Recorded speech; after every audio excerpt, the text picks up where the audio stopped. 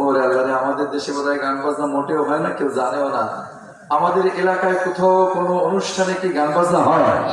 কোনো বিয়ে বাড়িতে, মুসলমান বাড়িতে, হলুদ কুটার অনুষ্ঠানে, বিভিন্ন স্কুল কলেজের মাঠে, যুবকরা এক জায়গা পিকনিকে যে কি হয় বলেন, কাউকে বলো জিনিসটার নাম কি? জিনিসটার নাম কি? আরো বলেন, জিনিসটার নাম কি?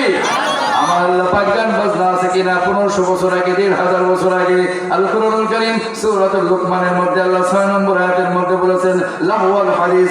আল্লাহ নবী সাহাবী আব্দুল্লাহ ইবনে মাসউদ রাদিয়াল্লাহু তাআলা তিনবার আল্লাহ পাকের কসম করে বলেছেন লাহওয়াল হাদিস দ্বারা আমার আল্লাহ এখানে গান বাজনা বুঝিয়েছেন। সুতরাং কি অর্থ দাঁড়ালো? আমিনান নাসি মান ইয়াশতারি লাহওয়াল হাদিস, যেই ব্যক্তি বা যারা টাকা খরচ করে গান বাজনার সামগ্রী ক্রয় করে, গান বাজনার নায়ক নায়িকাকে ক্রয় করে। নায়ক নায়িকাকে ক্রয় করার মানে কি জানেন? যারা ফিল্ম করে, যারা সিনেমা বানায়, আমি যতটুকু শুনেছি যারা প্রযোজক 1 বছরের জন্য নায়িকাকে ভাড়া করে, চুক্তিবদ্ধ যাকে বলা হয়, এগ্রিমেন্ট যাকে বলা হয়, এই 1 বছর তুমি আমার ছবির কাজ করবা, অন্য কোনো ছবির কাজ হাতে নিতে পারবা না। একে ওয়ান কাইন্ড অফ পারচেজ, ক্রয় করা, এটা এক ধরনের ক্রয় করা। আমার আল্লাহ পাক এখানে তাই বলেছেন আমিনান নাসি মান ইয়াশতারি, মানুষের মধ্যে কিছু মানুষ এমন আছে যারা গানের সামগ্রী ক্রয় করে, গানের নায়ক নায়িকাকে ক্রয় করে। লাহওয়াল হাদিস লিউদিল্লাহ, কেন ক্রয় করে? আমার আল্লাহ তাও বলেছেন লিউদিল্লাহ, গুমরাহ বানানোর জন্য, লাইনচ্যুত করার জন্য। কারে লাইনচ্যুত করবে? শুনে নেন, কারে লাইনচ্যুত করবে? লিউদিল্লাহ আন সাবিলিল্লাহ, ডানপন্থীরা সরল পথে চলে, ডানপন্থীরা আল্লাহর হুকুম মানে, ডানপন্থীরা আখিরাতকে বিশ্বাস করে। আমার আল্লাহ এখানে বলেছেন দোষ আমাকে দিতে পারবেন না। আমার আল্লাহ বলেছেন এই মানুষের মধ্যে কিছু মানুষ আছে যারা গানের সামগ্রী ক্রয় করে, গানের নায়ক নায়িকা ক্রয় করে, গানের নায়ক নায়িকা ভাড়া করে আনে। লিউদিল্লাহ কেন আনে? লিউদিল্লাহ গুমরাহ বানানোর জন্য। কারে গুমরাহ বানানোর জন্য? আমার আল্লাহ বলেছেন আন সাবিলিল্লাহ, আল্লাহর রাস্তায় যে আছে ওই আল্লাহর রাস্তার ওই গানপন্থী ব্যক্তিটাকে গান শুনিয়ে, নাচ গান দেখিয়ে, ডান্স দেখিয়ে, কনসার্ট দেখিয়ে গুমরাহ বানানোর জন্য তারা গানের সামগ্রী ক্রয় করে। বলেন নাউযুবিল্লাহ। লিউদিল্লাহ আন সাবিলিল্লাহ, আল্লাহর পথে যারা থাকে তাদেরকে একটা শানি নজরুল বলি। হারেস, নজর ইবনে হারেস, মক্কাতুল মুকাররমাতে নজর ইবনে হারেস নামটা মনে রাখেন। কি নাম বললাম? নজর ইবনে হারেস। মক্কাতুল মুকাররমা ইসলামের শুরু জামানাতে যখন সে একটা গায়িকাবাদীকে ক্রয় করেছিল, গায়িকাবাদী ভালো করে গাইতে পারে, ভালো করে নাচতে পারে, শরীরে কাপড় থাক না থাক অসুবিধা নাই, নাচতে পারে, গাইতে পারে। তাফসিরে, বিভিন্ন তাফসিরে বরাত দিয়ে লেখা হয়েছে, তাফসিরে এসেছে, মুফাসসিরিন ইকরাম বলেছেন নজর ইবনে হারেস একটা গায়িকাবাদীকে ক্রয় করে নিজের বাড়িতে রেখেছে। যখন শুনে কোনো ব্যক্তি, কোনো যুবক, কোনো নওজোয়ান ইসলাম কবুল করবে, নবীর কাছে যাবে, এ তো নেতা হিসাবে, মোড়ল হিসাবে খবর পায়। মনে করেন এই এলাকার কোন বাড়ির একটা ছেলে মাদ্রাসায় পড়বে, স্কুলে পড়তেছে ক্লাস 5-6-এ, ওই ছেলেকে এই দারুল উলুম, ইসলামপুর দারুল উলুম মাদ্রাসায় ভর্তি করবে প্ল্যান করেছে।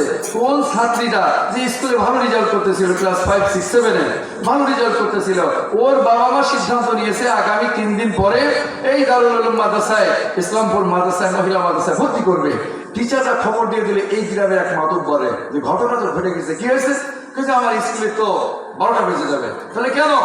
আপনার গ্রামের 3টা ছাত্রী সিদ্ধান্ত নিয়েছিল, ভালো স্টুডেন্ট, ওরা মাদ্রাসায় ভর্তি হতে চাচ্ছে। আস্তে করে ওই মাতব্বর এসে গেছে আপনার বাড়িতে। এই মিয়া, তোমার কি পাগলে কামড়াইছে? তোমার মেয়েটা, তোমার ছেলেটা করে ভালো রেজাল্ট করতেছিল, এ তো জীবনে একদিন শাইন করবে। Shine, sign not sign, not sign, sign মানে সিগনেচার, শাইন। তো সে তো একসময় কিছু একটা হবে, সে বড় অফিসার হবে, সে বড়, কি বলবো, যা বলতে চাচ্ছিলাম তা আমি মুখ দিয়ে বলতে পারছি না, যাক পজিটিভলি বলি, সে ক্লাস 1 অফিসার হবে, সে মাস্টার ডিগ্রি হোল্ডার হবে, সে বড় ব্যবসায়ী হবে, সে বড় লাখপতি কোটিপতি হবে। তো তোমার পাগলে কামড়াইছে, তোমার মেয়ের মাদ্রাসা ভর্তি করতে চাচ্ছ? বলে আমি সিদ্ধান্ত নিলাম এটা, দেখছি এখন স্কুল কলেজে যে অবস্থা, যে রান্না করা শেখায়, ড্যান্স করা শেখায়, ব্যাঙের ডাক শেখায়, মুরগির ডাক শেখায়, এইগুলো তো দরকার নাই, এটা দুনিয়াও শেষ, আখেরাতও শেষ, আমি মাদ্রাসায় পড়ো। কেন? খবরদার, আমি বলতেছি খবরদার, হবে না। চলো কালকে তোমার নিয়ে যাই, তোমার মেয়ে নিয়ে চলো, চলো পিকনিক করে আসি, স্কুলে একটা অনুষ্ঠান আছে। এই স্কুলের অনুষ্ঠানতে ঘুরে আসার পর এই কেমন লাগলো দেখছো, ভালো লাগছে না, কত গান বাজনা শুনলাম। যদি হুজুরি মাদ্রাসায় যাও, তোমার মায়ের এই বোরকার মধ্যে রাখা লাগবে, তোমার ছেলের এই পর্দার মধ্যে থাকা লাগবে, তোমার ছেলে গান শুনতে পারবে না, তোমার মেয়ে গানের আড্ডায় যেতে পারবে না, তোমার ছেলে গানের আড্ডায় যেতে পারবে না। তার থেকে এইগুলোর ভালো না? আমার বাবাজিরা 1500 বছর আগে ইসলামের শুরু জামানায় নজর ইবনে হারিস গায়িকা বাড়ি ক্রয় করেছে। যখন শুনতো কোন আল্লাহর বান্দা নওজোয়ান নবীর কাছে আসবে, তাকে ডাকতো, ডেকে আনতো, বাড়িতে এনে গায়িকা বাদিকে বলতো, তুমি সুন্দর করে গান শোনাও, সুন্দর করে ড্যান্স করে নাচ দেখাও, শরাব পিলাও, যা করার করো। কিছু সময় পরে, ঘন্টা খানেক পরে সে নজর ইবনে হারিস যুবককে বলতো, যুবক কেমন লাগলো? যুবক চুপ, কিছু বলে না। ও যুবক, তুমি কেন মুসলমান হতে চাও? মুসলমান হলে তোমাকে নামাজ পড়া লাগবে, তোমাকে যাকাত দিতে হবে। 3টা কথা বলেছে, নামাজ পড়া লাগবে, যাকাত দিতে হবে এবং তোমাকে জিহাদে অংশগ্রহণ করা লাগবে। আমার কাছে থাকলে কত সুন্দর গান শুনবা, নাচ শুনবা, কেন তুমি নবীর কাছে যাবা? বলেন নাউজুবিল্লাহ। ও বাবাজিরা, আমার আল্লাহ পাক বলেছেন, এই যখন এই তার অবস্থা হলো, আল্লাহ পাক আয়াত নাযিল করে দিলেন, ওয়ামিনান নাসি মাইয়াশতারি লাহওয়াল হাদিস লিউদিল্লা আন সাবিলিল্লাহ। বলেন তো এবার আয়াতের সাথে মিলল কিনা? সে আসতে চাচ্ছিল আল্লাহর রাস্তায়, আর ওরে গান শোনালো আল্লাহর রাস্তায় যাতে আসতে না পারে। মিলছে? মিলছে? ঘটনা মিলছে? শানি নজুল কাকে বলা হয়? শানি নজুল তো ঘটনা ঘটার কারণেই আল্লাহ নাযিল করেন, ঘটনা নিয়ে। নাযিলের প্রেক্ষাপট বলা হয় এটাকে, প্রেক্ষাপট। নজর ইবনে হারিস গায়িকা বাড়ি ক্রয় করেছিল 1500 বছর আগে। বুঝলাম সে বোঝে নাই, কিন্তু তাদের প্রেতাত্মারা কিন্তু সমাজে এখনো আছে। আপনাদের এলাকায় নাই, আপনাদের এলাকা বড় ভালো, আমাদের এলাকায় আছে। কোনো ছাত্রী যদি মাদ্রাসায় ভর্তি হতে চায়, ছাত্র মাদ্রাসায় ভর্তি হতে চায়, গ্রামের গণ্যমান্য ব্যক্তি যে বলে, ওই ছেলের বাবা মেয়ের বাবারে বলে, তোরে কি পাগলে কামড়াইছে? তোর ছেলের মাদ্রাসায় পড়াবি কেন? ও তো আজীবন ভিক্ষা করে খাবে, তোর মেয়ের মাদ্রাসায় পড়াবি কেন? বলেন যে এমন অভিযোগ আসে কি আসে না? ও আমার বাবাজিরা, আপনি গ্রামের মতো হওয়ার পরে আপনি যদি বুদ্ধিমান হয়ে থাকেন, আমার আল্লাহ পাক আরো একটা শব্দ লাগিয়েছেন, এই কাজ যারা করে, গান বাজনার সামগ্রী ক্রয় করে, গায়িকা বাদিকে, গায়িকা নায়ক নায়িকাকে ক্রয় করে, যারা আল্লাহর রাস্তা থেকে মানুষকে ফেরানোর জন্য, লাইনচ্যুত করার জন্য, আমার আল্লাহ বলেছেন কেন করে? বেগাইরি আইন, অজ্ঞতার কারণে, মূর্খতার কারণে। এর মানে প্রতীয়মান হয় আপনার বাড়ি, আপনার এলাকা অথবা আশেপাশে এলাকা যেখানে গান বাজনার আয়োজন হবে, যারা যত বড় শিক্ষিত হোক না কেন, গান বাজনার আয়োজক যারা হবে তারা হলো মূর্খ, ঠিক কিনা? আমি বলি নাই, দোষ দিয়ে আমার লাভ নাই, হুজুরের দোষ দিলে দিতে পারেন। এখানে আল কোরআনুল কারিমে আল্লাহ বলেছেন বিগাইরি আইন। হুজুরের তরজমা আমি কি করতে পারি বলেন এবার? বিগাইরি আইন মানে কি? অজ্ঞতার কারণে, ইলম না থাকার কারণে, জ্ঞান না থাকার কারণে।